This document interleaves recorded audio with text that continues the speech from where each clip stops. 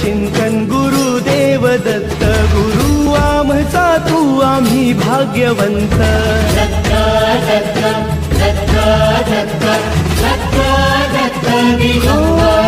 अवधूत चिंतन गुरुदेव दत्त गुरु आमचा तू आम्ही भाग्यवंत नसे जन्म मृत्यू नुरे काही खंत न प्रारंभ मध्य नसे काही अंत